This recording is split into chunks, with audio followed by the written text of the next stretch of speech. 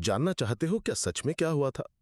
ठीक है, मैं तुम्हें सब कुछ बताऊंगा, हर एक डिटेल, हर एक पल जो मुझे इस रास्ते पर ले गया। लेकिन ये समझ लो, मैं कभी नहीं चाहता था कि बातें इतनी आगे बढ़ें। एक चीज ने दूसरी को जन्म दिया, और इससे पहले कि मैं समझ पाता, मेरी वजह से 10 लाशें थी। मेरा नाम संजय कुमार यादव है, और मैं बिहार से हूँ। मैं 24 साल का हूँ और पिछले 6 साल से तेलंगाना में काम कर रहा हूँ। ये मेरी कहानी है। उस फैक्ट्री में लॉकडाउन के दौरान सच में क्या हुआ था। ये 2014 की बात है, जब मैं पहली बार तेलंगाना आया था। मैं नौजवान था, मुश्किल से 18 साल का, और काम के लिए बेचैन था। बिहार में घर पर मेरे लिए कुछ नहीं था। मेरा परिवार गरीब था और मुझे जीने के लिए पैसे कमाने थे। बिहार के हजारों अन्य युवाओं की तरह मैं काम की तलाश में दक्षिण की ओर चला गया। तब मैं मकसूद आलम से मिला। वो साईदत्ता ट्रेडर्स में काम कर रहा था, जो वरंगल जिले के गोरेकुंटा गांव में जूते की बोरी बनाने की फैक्ट्री थी। मकसूद एक अच्छा आदमी था, दयालु, मददगार, हमेशा मेरे जैसे साथियों को मदद करने के लिए तैयार रहता था। जब मैंने उसे बताया कि मुझे काम की जरूरत है, तो उसने झिझक नहीं की। उसने फैक्ट्री के मालिक से बात की और मुझे एक नौकरी दिला दी। मैं मकसूद का आभारी था, सच में आभारी। उसने मुझे सिर्फ नौकरी नहीं दी, उसने मुझे अपने परिवार का हिस्सा बना लिया। फैक्ट्री सिर्फ एक काम करने की जगह नहीं थी, ये हम सब माइग्रेंट वर्कर्स के लिए घर था। हम वहां रहते थे, काम करते थे, साथ खाना खाते थे, साथ त्योहार मनाते थे। मकसूद अपनी पत्नी निशा और उनके बच्चों के साथ वहां रहता था। बुशरा खातून, छोटा बबलू जो सिर्फ 3 साल का था, शहबाज जो 20 साल का था, और सुहेल जो 18 साल का था। वहां और भी लोग थे, त्रिपुरा से श्याम, श्रीराम और शकील भी थे। हम एक बड़े परिवार की तरह थे। लेकिन वो इंसान जिसने मेरे लिए सब कुछ बदल दिया, वो रफीका थे। रफीका निशा की रिश्तेदार थे।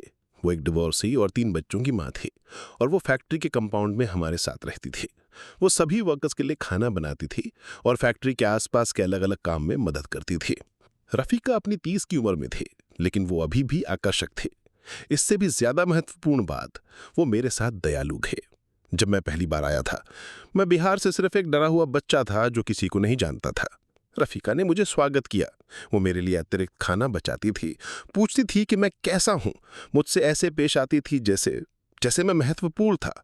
मैंने अपनी मां के बाद किसी औरत से इस तरह की परवाह महसूस नहीं की थी। धीरे धीरे महीनों और सालों में मैं उसकी तरफ खिंचा चला गया। लगता था कि वो भी मेरी परवाह करती है।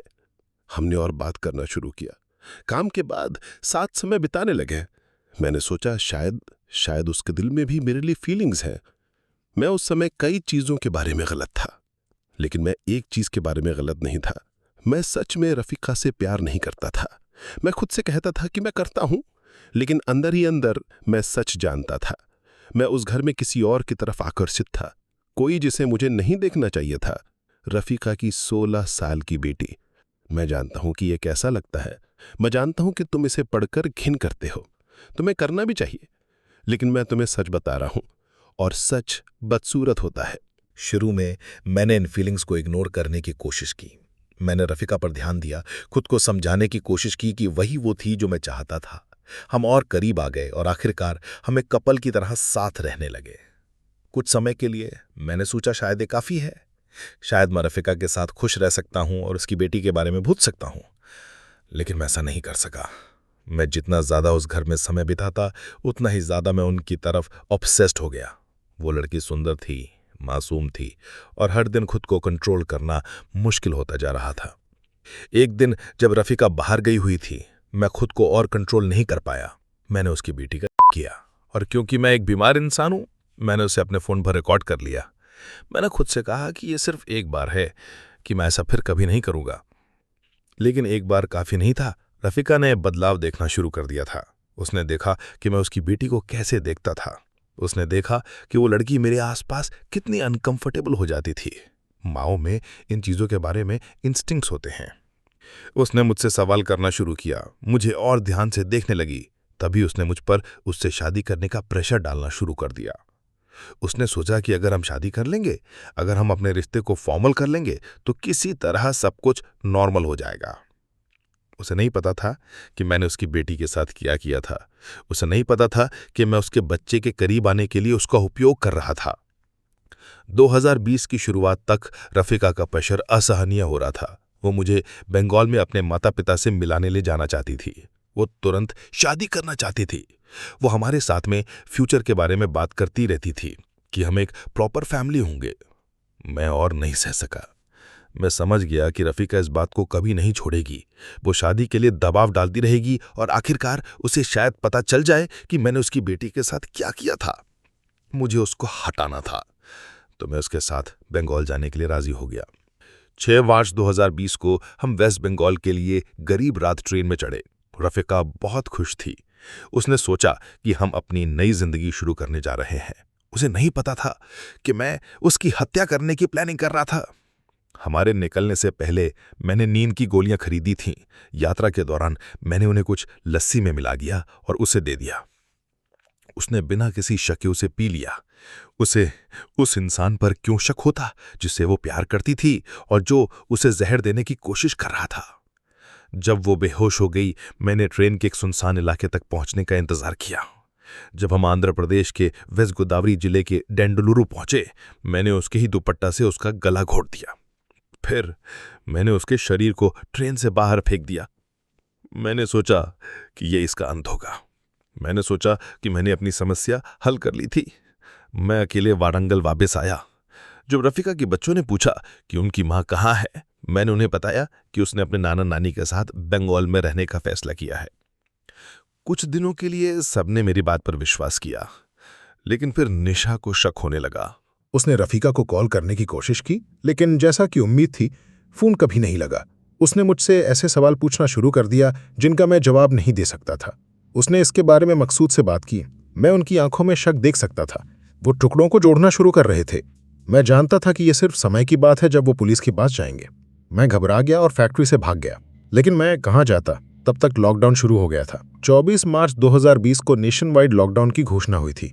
मैं हफ्ते तक इधर उधर भटकता रहा, छिपता रहा, सड़क पर सोता रहा, मुश्किल से खाना खाता था, लेकिन मेरे पास कहीं और जाने की जगह नहीं थी। आखिरकार 15 मई को मैं फैक्ट्री वापस आ गया। मकसूद और निशा ने तुरंत मुझसे सवाल किया।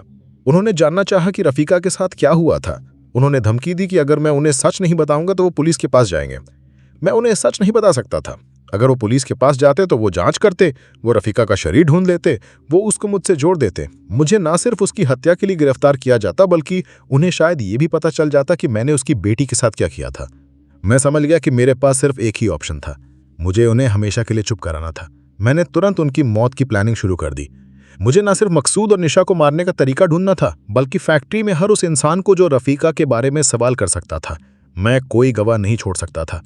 मौका तब मिला जब मुझे पता चला कि बबलू का बर्थडे 20 मई को मनाया जाने वाला था। हर कोई साथ होगा, हर कोई एक ही खाना खाएगा, ये परफेक्ट था। मैंने और नींद की गोलियां खरीदी, बहुत सारी। मैंने अपने फ़ोन पर रिसर्च करने में समय बिताया कि किसी को मारने के लिए कितनी मात्रा की ज़रूरत होगी। मैं ये सुनिश्चित करना चाहता था कि मैं काफ़ी उपयोग करूं। 20 मई की शाम को जब सब छोटे बबलू का बर्थडे मना रहे थे, मैंने किचन में मदद करने के लिए वॉलंटियर किया। जब कोई नहीं देख रहा था, मैंने सारी नींद की गोलियों को पीसकर दाल में मिला दिया। मैंने सबको खाते पे देखा।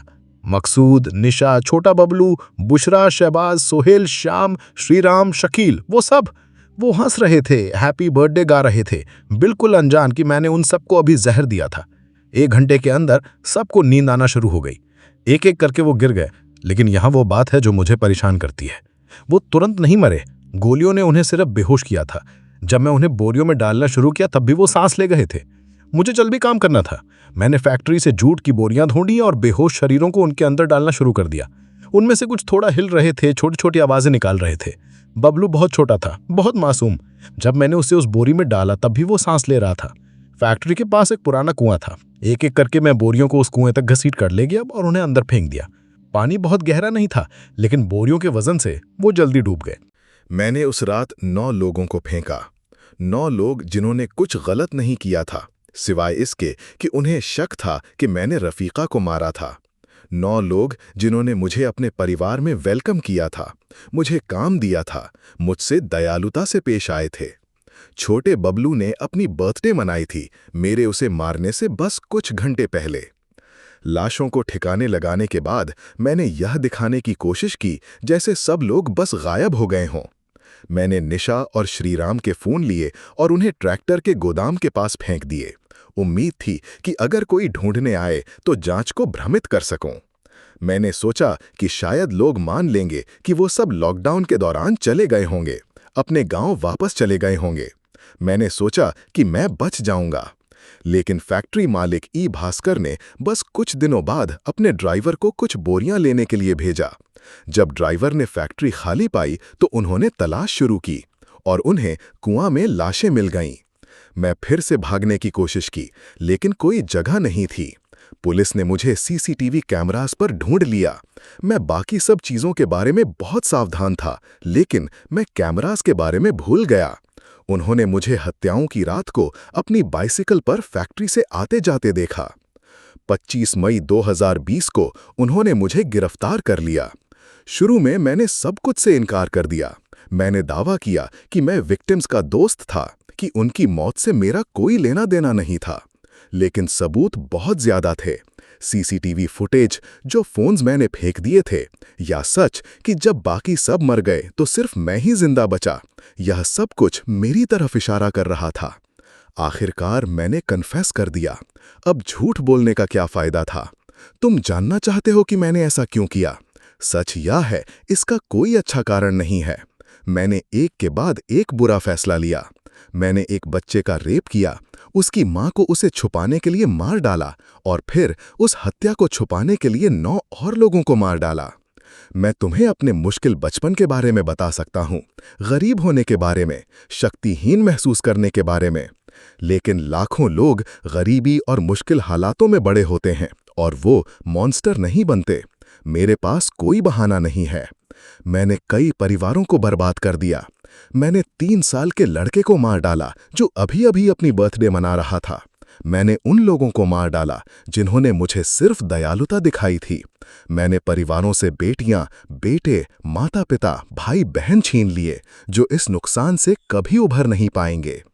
कोर्ट ने मुझे 2023 में मौत की सजा सुनाई। उन्होंने मुझे सेक्शन 302, 380 और 354C के तहत दोषी पाया। उन्होंने मुझे रफीका की बेटी के साथ जो किया उसके लिए पॉक्सो एक्ट के तहत भी आरोपित किया। मैं सजा के खिलाफ अपील कर रहा हूं, लेकिन इसलिए नहीं कि मैं सोचता हूं कि मैं जीने का हकदार हूं। मैं अपील इसलिए कर रहा हूं क्योंकि मेरे लॉयर ने मुझे ऐसा करने की सलाह दी। सच कहूं तो मुझे नहीं पता कि मुझे जीना क्यों चाहिए। इस जेल में हर दिन मैं सोचता हूं कि मैंने क्या किया। मुझे बबलू का चेहरा दिखता है, मुझे रफीका की आवाज सुनाई देती है जब वो मुझसे शादी करने के लिए एक्साइटेड थी, यह नहीं जानते हुए कि मैं उसे मारने की प्लानिंग कर रहा था। मैं मॉन्स्टर पहला नहीं हुआ था। मैं एक के बाद एक चयन के जरिए एक मॉन्स्टर बना, हर एक पिछले से ज्यादा बुरा। जब मुझे उस युवा लड़की के बारे में पहली बार अनुचित विचार आए, मुझे तुरंत फैक्ट्री छोड़ देनी चाहिए थी। जब मैंने पहली बार उस पर हमला किया, मुझे खुद को पुलिस के हवाले कर देना चाहिए था।